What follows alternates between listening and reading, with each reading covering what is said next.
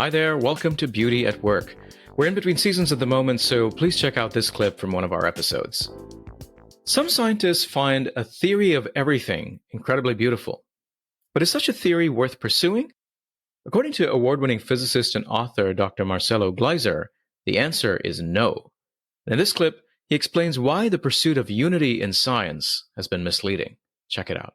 I remember in the 1980s when I was in grad school, the zeitgeist was, hey, we are going to be able to put the whole of the universe in a T-shirt in a single equation. Right. And that was like, wow. I mean, how could you not be wowed by such a possible adventure, right? So as a young theoretical physicist, I said, of course I have to go after this. I need to be part of this group, of people that are trying. So in the 80s, when I was doing my PhD in England, I did join the string theory, which was by the time, the most powerful way of thinking about these mathematical hidden structures. And I'm like, Einstein himself spent the last 20 years of his life trying to find the so-called unified theory.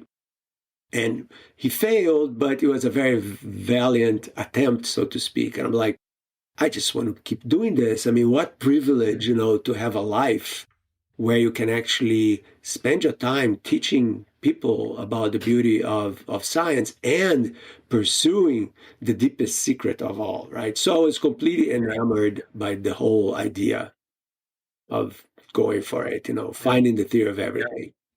Right. So what happened then? I mean, you essentially distanced yourself from that pursuit of unification. Right. Yeah, so then I grew up. So basically, what happened is, yes, I pursued this. I wrote lots of papers. My PhD thesis was on stuff like this. And my postdoc, my first postdoc in particular at Fermilab, which is a big high energy physics lab, is the CERN of United States, so to speak, was very much devoted to this until I went to the University of California in Santa Barbara to do my second postdoc at the Institute for Theoretical Physics. I guess now it's called the Kavli Institute for Theoretical Physics, where I met not just people that were working in high energy physics, string theory and cosmology, but actually folks that were working in condensed matter physics, phase transitions, more applied stuff.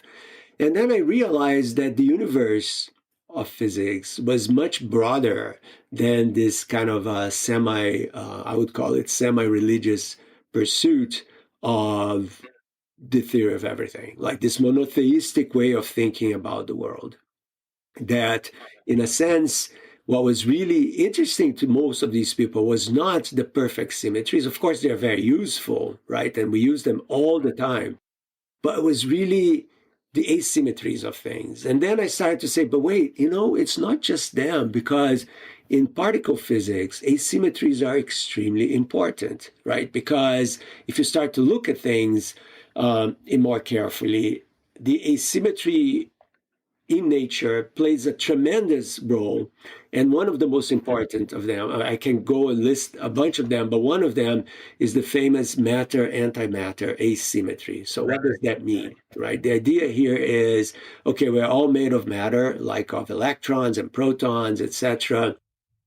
But there's this other kind of particle in nature, which is called antiparticle. And people say, ooh, does it go up in gravity? Does it have a sort of mysterious? And the answer is no. Basically, antimatter is simply matter with sort of different properties. So an electron has negative charge, but it has a certain mass. And the antiparticle, so it's sort of like a mirror world, right? And the antiparticle of the electron is called the positron. Positron, positive. It just means it's very much like the electron, but it has the opposite electric charge, right? And we see those things, and it's really beautiful that particle physics has discovered this kind of matter.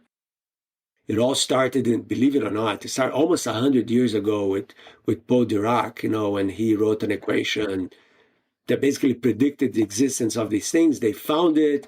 And then the big problem became, wait a second, because if you have as many particles of matter as particles of antimatter in the universe, what would happen is that every time those two collide, they disintegrate into a puff of very high energy electromagnetic waves, like they're called gamma rays, but so very high energy light. So if matter and antimatter existed in the same amounts in the universe, we wouldn't be here.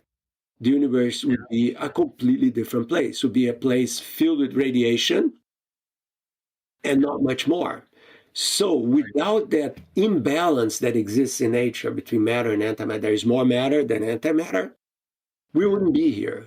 And then the question becomes, why? Why is there such an asymmetry at the fundamental level?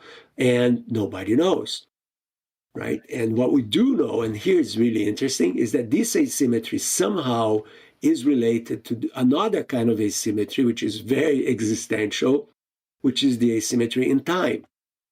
So it turns out that the asymmetry that relates matter and antimatter is related to the fact that we all know that time always flows forward, right? Yeah.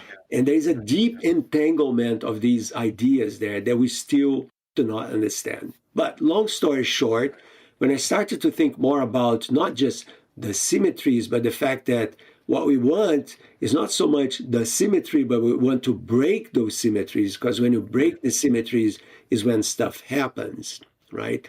And you look around yourself and you say, okay, where is perfection in nature, right? I mean, is a rose perfect, symmetrically perfect? Is Right. a cloud perfect? Is a tree perfect? Is your face perfect in terms of perfection? And you realize that it isn't, right? That everything is imperfect in nature. And say, this is trying to tell us something, that yes, symmetry is a very profoundly efficient tool in physics and mathematics, and we use it all the time. But the nuances with which nature creates structures really come more from these imbalances than from a perfectly balanced nature. Yeah, yeah. Yeah, I mean, I recently interviewed Art Louis at Oxford, and their group. Now, they found that there is a sort of disproportionate tendency for nature to produce symmetric shapes, but all of those symmetric shapes. And his argument is because the algorithm is much simpler to generate symmetric things than non-symmetric things, but all of those symmetric shapes are slightly asymmetrical. There's imperfection built into everything that we even consider symmetric, which is quite astounding. At the level of laws, though, I mean, that's one of the things, I think Mario was talking about, where physicists really care about symmetry matters for laws to be translated across, space and time and so on. I mean, is that really essential for laws of nature to exist? Do we need some kind of symmetry at that level, or what do you I think? think that we have to understand something very, very important about laws of nature, right? Which is that everything that we humans do is an approximation to what's going on, right? Everything that we describe as, let's look at the moon and let's approximate the moon as a perfect sphere. And then you say, wow, as a perfect sphere, if you rotate the moon in any possible direction, if it's a perfect sphere, you're going to get the same thing. A perfect sphere has this beautiful rotational symmetry in every direction, but the moon doesn't, because the moon is not a perfect sphere. So, it's this joke that let's consider a spherical cow, right, as an example of an approximation. But of course, and it is very useful as approximation. So I think what happens very often in physics and mathematics is that we confuse the map with the territory. And that's something that I think is very pertinent to this conversation, because, if you consider that the territory is what's really out there, okay? And what we do as humans is that we interact with physical reality through our senses and our instruments, and we create maps of the reality that we can see, right? And of course, a telescope and a microscope, they will expand the map, they'll make it more nuanced. But the map, and this is what's important, the map is never going to be a precise replica of the territory. It's always going to be an approximation of that territory. right? Yeah, There you is don't want a one-to-one map would be like Borges says. Yeah, that's the most exactly. useless sort of thing, right? Yeah. Right. I mean, the perfect map, in like in Borges, is one paragraph short story is the territory is as big as the territory, and that's just useless, right?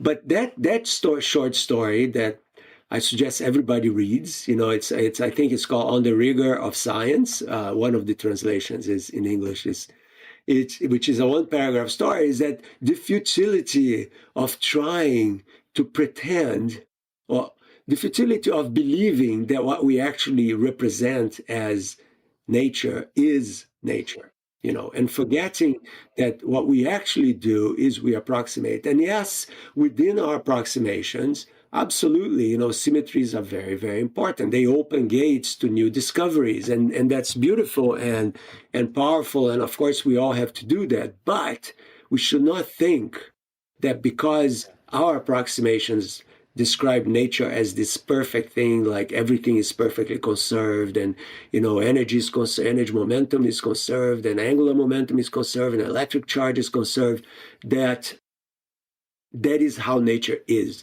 That is how nature is according to the way we look at nature. And I think that brings about a sense of humility, because it would be profoundly arrogant, in my opinion, to believe that what we can say about the world is what the world is. What we can say about the world is what we as humans perceive of the world. And that is very much anchored in, first of all, in our experience of reality. Yeah, yeah. Well, let's talk about experience. I mean, you've written this article recently about the blind spot that many of us have, particularly in science, when it comes to experience. Right, we discount the role of our situated experience as humans, and that blind spot is partly responsible for the existence of scientific materialism as a worldview. Could you say a bit about that? Yeah, so I just finished a book actually Oh, fantastic. with Evan Thompson, a phenomenal philosopher from the University of British Columbia, and Adam Frank. And so the book is called The Blind Spot, right? And it's about experience and the idea of reality.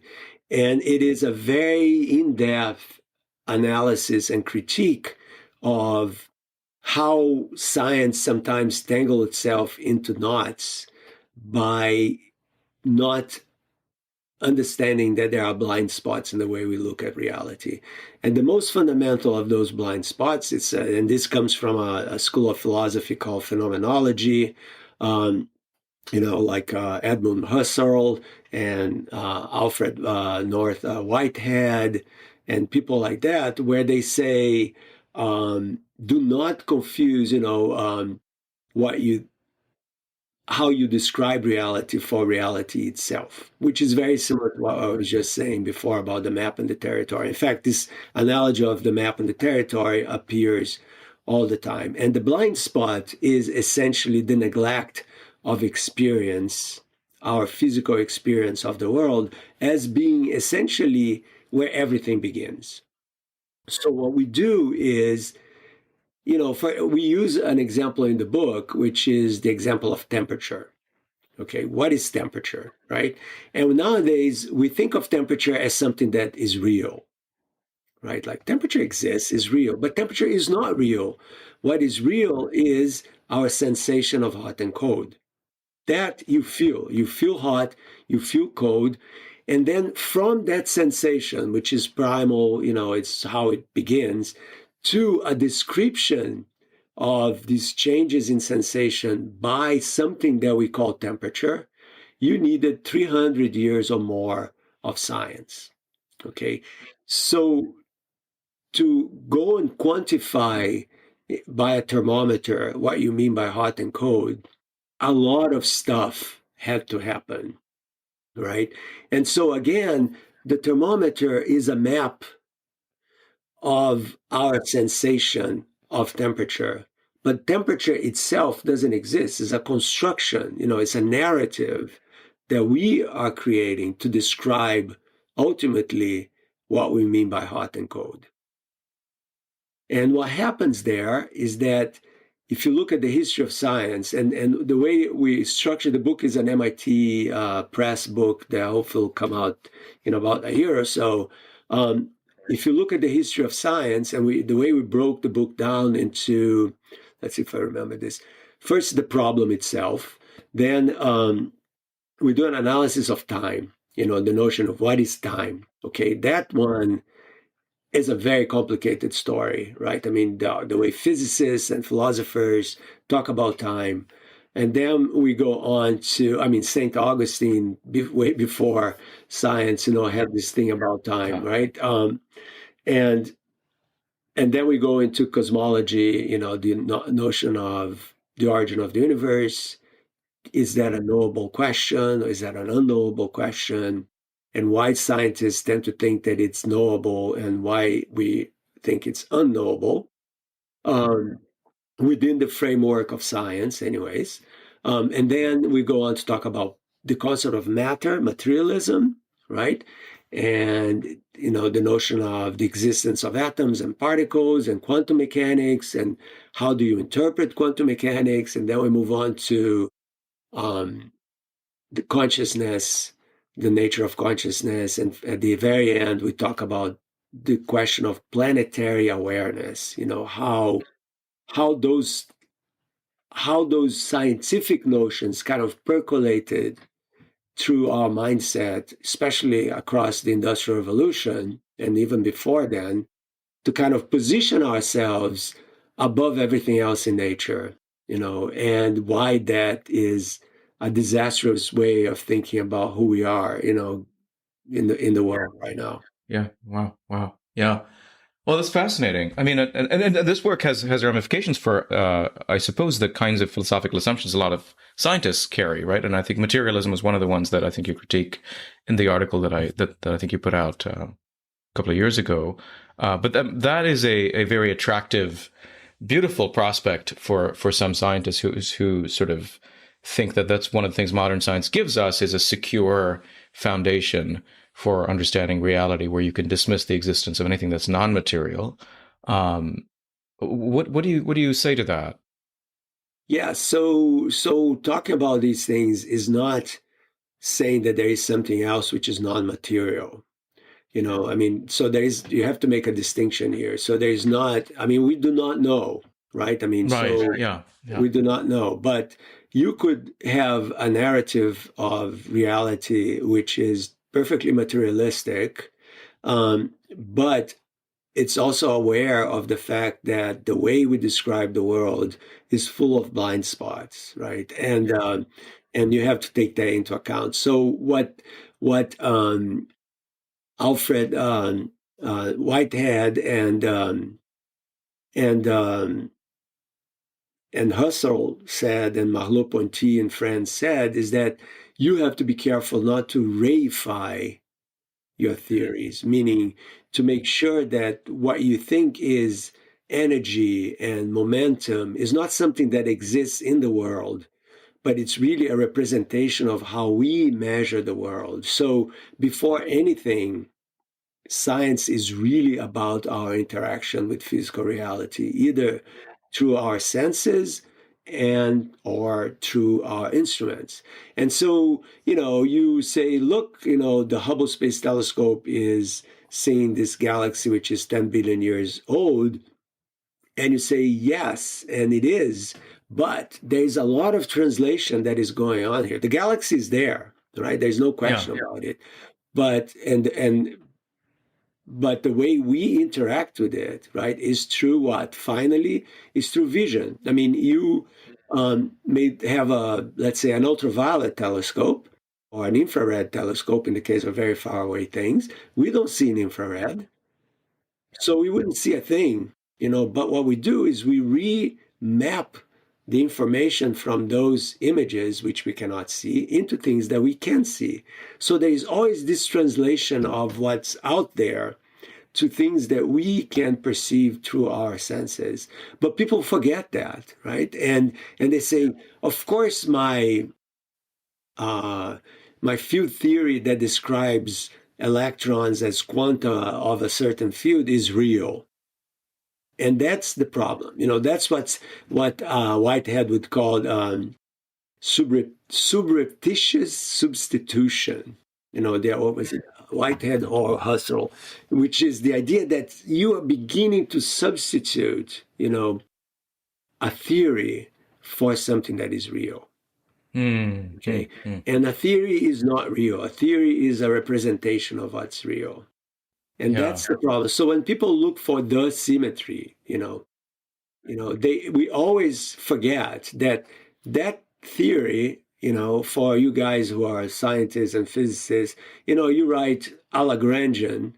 The Lagrangian is full of assumptions and simplifications about what it is that you're describing. And it is a great approximation to what's going on. Just like Newton's theory of gravity is beautiful to describe how the moon goes around the Earth. All you need to know is the masses of each one of them, the distances between them, and bingo, there you are. But the moon and the Earth are much more than just that. That is just something that is useful to describe that particular. So that is the danger, when you start to think of your theories as the world as is, as opposed to representations of the world. Oh, that's a great caution. I recall Frank Wilczek talking about how we might get very different physics if we imagined doing physics from the perspective of a bird or of a spider. Right. So because a bird, I think, would more naturally grasp relativism than we would, relativity rather. So there's a famous quote by Heisenberg before we go there, which says that what we see is not nature, but nature subject to our questioning. Meaning, is the questions that we are asking about nature, that the ones that we try to respond. And that, in a sense, couches the whole conversation. There are all these other things out there that we're not asking questions about yet or have in the past that are also nature, and so, but we are looking at nature in, of course, the more we advance scientifically, the more spectacular and the broader our conversation is, So sometimes this stuff that I say is viewed as a little anti-scientific, and it's exactly the opposite. What I'm trying to do is to show how awe is an essential part of science.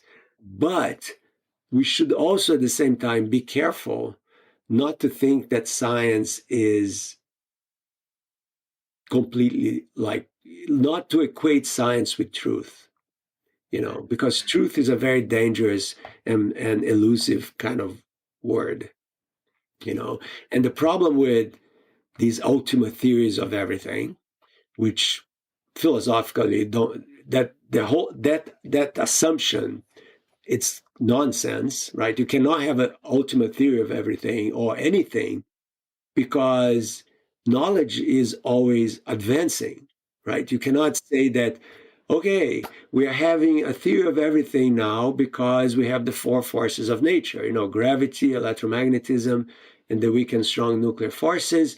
That's it, folks. All we have to do now is bring them all together and we have a theory of everything. But then how can you say that knowing that, hey, in 5 or 10 years, some guy or person in some laboratory may discover a fifth force of nature. And you go, damn, okay, my theory now is incomplete. It's not the theory of everything anymore. It's the theory of almost everything. And the point is that we have to put that one in. And so I think there's a lot of hubris, in making final affirmations about our knowledge of anything, including science. Beauty at Work is brought to you by Templeton Religion Trust. If you enjoyed this clip, go check out the full episode. And please take a moment to subscribe and leave us a review. It really helps get the word out about the show. Thanks, and see you next time.